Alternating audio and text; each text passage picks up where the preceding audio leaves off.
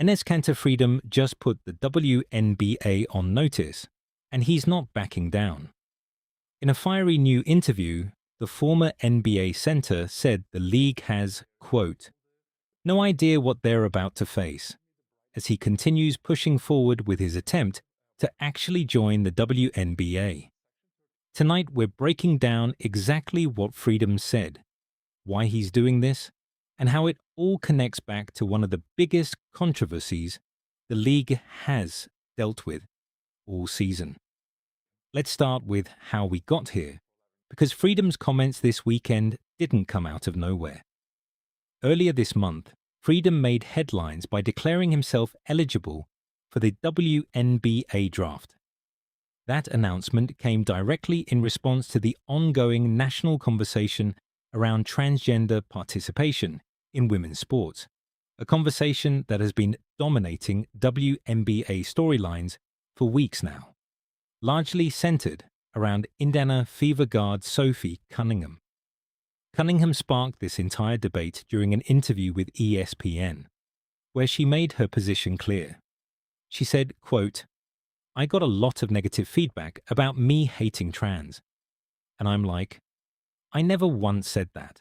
I think that I am here to extend love. But I also think with that love is truth being honest. And I want to protect young girls in a locker room or young girls in sport who shouldn't have to go against biological men.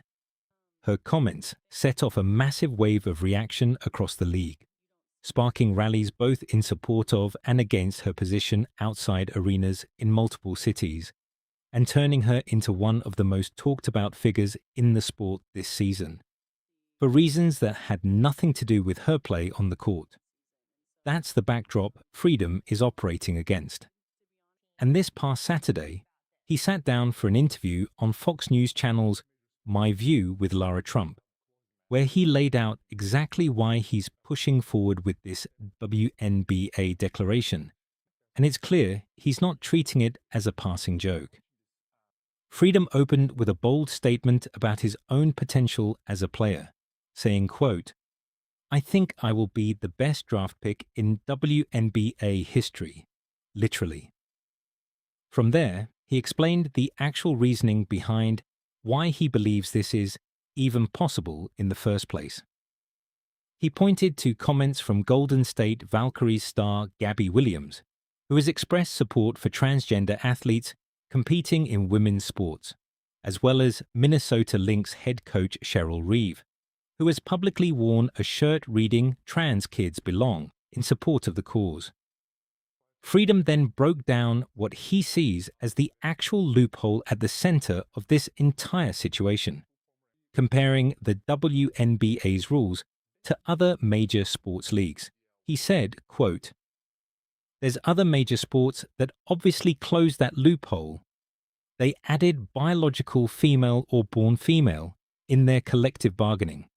But when I look at them, the WNBA, they didn't have kind of, reference to biological or anything like that. And all the coaches, I was watching this, and I believe the coach of Minnesota came out with a Trans Kids Belong shirt. So I was like, if no one's against it, and all the coaches are okay with it, think about how much money I can bring. Think about all the endorsement deals. In other words, Freedom's argument is essentially this. If the league's own rules don't explicitly define eligibility around biological sex, the way some other leagues have, and prominent voices within the WNBA are publicly supportive of trans inclusion, then he sees an opening to test that policy directly by declaring for the draft himself. Now, it's worth noting the WNBA has actually addressed this broader topic already. League officials held a meeting specifically to discuss the transgender athlete issue, and afterward released a statement saying they would continue having the conversation internally. But that same statement also pushed back at the media, criticizing what the league described as coverage that was sowing division within the sport, and calling out what it labeled bad faith efforts aimed at undermining the organization. So the league has acknowledged the topic is on its radar, without laying out any specific clarified policy change in response. That response is exactly what Freedom took aim at in his interview. He said, quote, "The WNBA has no idea what they're about to face. They're still trying to figure out what a woman is. So let's see if they can figure that out. So let's see what kind of rules that they're going to come up with." It's a pointed challenge, essentially daring the league to clarify its own eligibility language, using his own draft declaration as leverage to force that conversation into the open. For context, it's important to remember Freedom's own history here. This isn't a new topic for him. He's been outspoken about the intersection of transgender athletes and women's sports for a while now, previously drawing attention when he posted online asking whether he should, quote, "put on a wig, identify as a woman, and start dominating the WNBA." A comment he later said was meant to make a broader point rather than a literal plan at the time. He's also cited former NCAA swimmer Riley Gaines as a major inspiration for speaking out on this issue, having previously called her one of the most important voices in the fight to keep women's sports competition restricted to biological women. So while this WNBA draft declaration might sound to some like a publicity stunt, it fits into a pattern of activism Freedom has been engaged in for a while, using his platform as a former professional athlete to push back on policies he sees as unclear or, in his view, unfair to female athletes. Beyond the policy argument itself, Freedom used a significant portion of his interview to voice full-throated support for Sophie Cunningham directly. He called her an, quote, "American hero," and elaborated further, saying, quote, "First of all, I want to say is, she is an American hero. Everywhere she goes, I see now a lot of people are coming out and actually defending her. But obviously, if you are standing up for something you believe in, you're going to get hate all the time. But I think she's inspiring not only the players in the WNBA, but girls from all over the world. Not only in America, because I get so many messages, and they're saying that, from all over the world, they say, hey, if you ever see Sophie Cunningham, can you please say hi to her?" That level of praise underscores just how far this story has traveled beyond basketball itself. Cunningham has become, in the eyes of supporters like Freedom, a symbol representing a broader position on fairness in women's sports, not just a WNBA guard who made a comment in an interview. And the on-the-ground reaction to Cunningham's stance has continued showing up at actual games. Multiple rallies have taken place outside WNBA arenas, specifically in support of her position, with the most recent one occurring before the Fever's matchup against the New York Liberty this past Saturday. These aren't small, quiet gatherings either. They've become a recurring presence at Fever road games throughout this stretch of the season, drawing organized groups specifically built around this exact debate.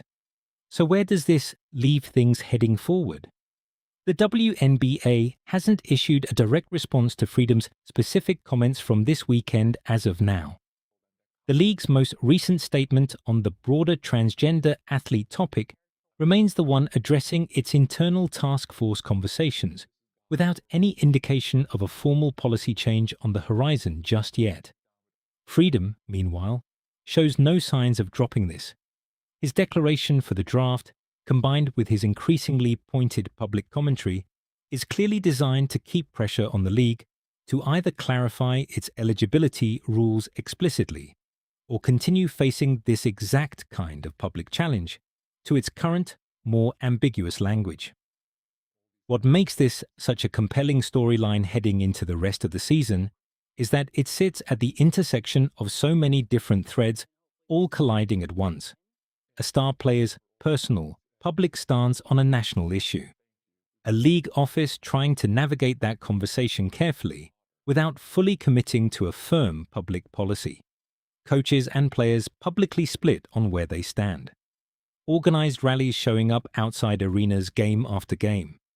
And now, a former NBA All-Star using his own platform and a literal draft declaration to try to force the league's hand. Freedom has made his position as clear as it can possibly be. Whether the WNBA responds with actual policy clarification or continues navigating this the way it has so far is something we'll be watching closely as this story keeps developing. Let us know in the comments what you think.